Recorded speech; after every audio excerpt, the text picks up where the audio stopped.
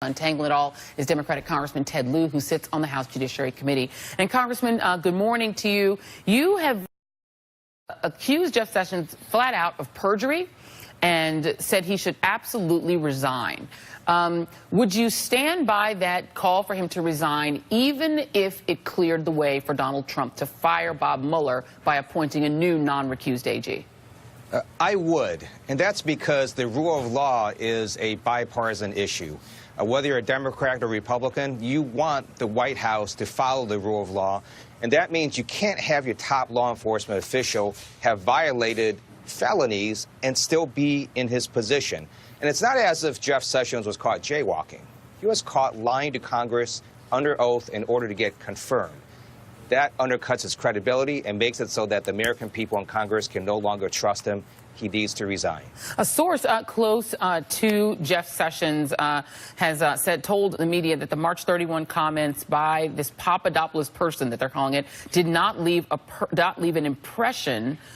And this is someone familiar with Jeff Sessions' views. We don't know who that is. As far as Sessions seemed to be concerned when he shut down this idea of Papadopoulos engaging with Russia, that was the end of it, and he moved the meeting along to other issues. And this is a claim that during the meeting at which Papadopoulos says that he informed him that he wanted to go to Russia, Sessions shot it down, and therefore, when he was testifying to get confirmed, he just didn't remember. Does that seem credible to you, and would that extricate him from a perjury accusation such as you've made?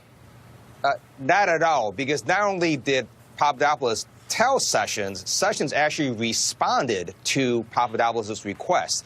So for Jeff Sessions to now claim that he was not aware of that strains credibility. And then you've got Carter Page also telling Jeff Sessions that he was going to go to Russia. So Jeff Sessions, to me, is committing perjury in plain view, and he cannot remain in his position. And Senator Al Franken on the Senate side of this has sent a letter to Jeff Sessions asking this question. Did you fail to mention Mr. Papadopoulos' Russian contacts because you did not remember hearing Mr. Papadopoulos describe his connections that could help arrange a meeting between then-candidate Trump and President Putin? The American people deserve a complete and accurate accounting of the facts, and it's requested that he please respond in writing by Friday, November 10th, this coming Friday. If Jeff Sessions does not send a response to Senator Franken on that question, what do you think should happen next? I think Congress needs to hold additional hearings, both in the Senate as well in the House. And keep in mind, this is the second time Jeff Sessions has committed perjury, because he also said that he himself did not have contacts with Russians. And it turns out he, in fact, had a meeting with the Russian ambassador and potentially other communications. So he is committing perjury in plain view before the American people. He cannot remain in office. Congressman Ted Lieu, making it very, very plain. I'm going to actually hold you just for a moment. I want to bring into the panel Natasha Bertrand, political correspondent for Business Insider, Max Boot of the Council on Foreign Relations, and Karine Jean-Pierre, senior advisor to MoveOn.org. And I want to play for the panel the January 10th exchange between Senator Franken and Jeff Sessions, and this is when he was sitting for confirmation to be Attorney General. Let's play that exchange. If there is any evidence that anyone affiliated with the Trump campaign communicated with the Russian government in the course of this campaign, what will you do? Senator Franken, I'm not aware of any of those activities. I have been called a surrogate at a time or two in that campaign, and I did not have communications with the Russians. Okay, so Sessions was not a surrogate for the campaign. I'm sitting here looking at the Politico article from when Donald Trump named his advisory committee on national security and foreign policy. Jeff Sessions was the chairman of the National Security Committee, so he was not just a surrogate. But I want to go through a quick timeline. Sessions says he is not aware of any activities. Here's the timeline. March 31, 2016, the same month that Jeff Sessions was named chairman of that Foreign Policy Committee. March 31st, Sessions attends a meeting where Papadopoulos brings up the Russia contacts. April 27th, he attends a reception at the Mayflower Hotel with Sergei Kislyak, the Russian ambassador. Trump is in attendance. June, Carter Page tells Sessions, reportedly, according to Page, about his July trip to Russia, his planned trip to Russia. July 19, there's a meeting at the Republican National Convention that includes Kislyak and Sessions. Sessions, and in September, meeting with Kislyak in his Senate office. I'll start with you, Natasha. It seems to be there's a prima facie case here that Jeff Sessions either has the worst memory in history, because there are multiple instances in which he's in the room with Papadopoulos, with Page, or with Kislyak, or that maybe there is a perjury case. Is there concern among Republicans on Capitol Hill that he might have indeed perjured himself beyond Congressman Lieu?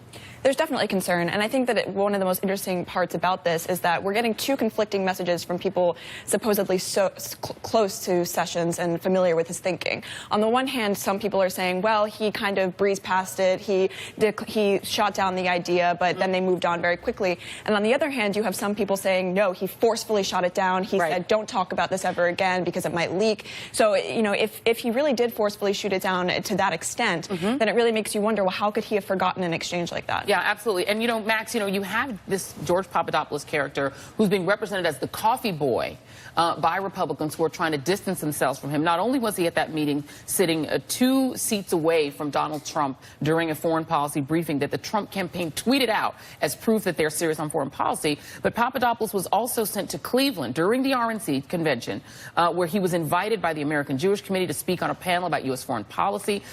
In attendance, Congressman Tom Marino of Pennsylvania, Ted Yoho of Florida, both members of the House Foreign Affairs Committee, Bob Corker of Tennessee, the chairman of the Senate Foreign Relations Committee, gave opening remarks. Seems to have been a coffee boy who met a lot of congressmen and senators. Absolutely, and he should have set off some alarm bells to begin with. I mean, this is a guy who lied about his role in Model UN. I mean, who the heck lies about Model UN? But I mean, the whole campaign was full of these marginal characters, completely dishonest, without any qualifications to be foreign policy advisors, and they all seem to have connections to Russia. I mean, were there any Trump senior campaign officials who did not have official ties to Russia and did not lie about those ties? Yeah. I mean, I was privileged to be a foreign policy advisor on 3 Republican presidential campaigns. I'm pretty sure we were not having covert meetings on the Romney campaign or the McCain campaign. We were certainly not having covert meetings with Russian representatives. And if they had come to us saying, here's dirt on your opponents, I know exactly what somebody like Senator McCain or Governor Romney would have done. They would have picked up the phone and called the FBI. Yeah. Instead, these guys continued to have these meetings with the Russians and to try to get as much quote-unquote dirt as they could possibly get. I mean, it stinks to high heaven, and now we haven't even seen the whole contour of this scandal yet. I just want to stay with you just for a second, Max, because that is, you know, the way that most of us who know of you have come to know of you is that you are a foreign policy expert. This is the business that you're in. Had you ever heard in the circles that you travel in, which are conservative, mainly Republican foreign policy expert circles, of George Papadopoulos, of Carter Page, were these people known to you or the people that you know? No, of course not. I'd never heard of these. I mean, they had no connections whatsoever to the mainstream of the Republican foreign policy establishment, which is why they were hired by the Trump campaign, because the mainstream of the Republican foreign policy establishment concluded correctly that this was a guy who was utterly unqualified and unfit to be commander-in-chief. And most of us signed letters saying that we opposed his candidacy from the get-go. And so who did that leave to advise him? It left folks like Papadopoulos, like Carter Page, and also folks like Mike Flynn, who, as we know, was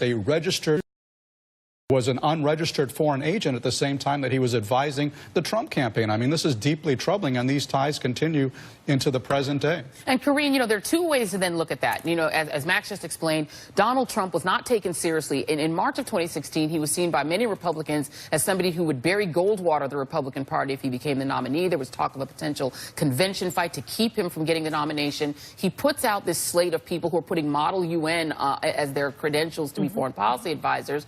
But the question is, are these people amateurs who then tried to prove their worth to Donald Trump by approaching Russian officials with these to try to get Hillary Clinton's emails, or are they people who seem to have been pushed toward the Donald Trump campaign because the campaign needed someone and they already had those pre-existing ties? I wonder what sort of, you know, you obviously wouldn't know the answer to that and speculate on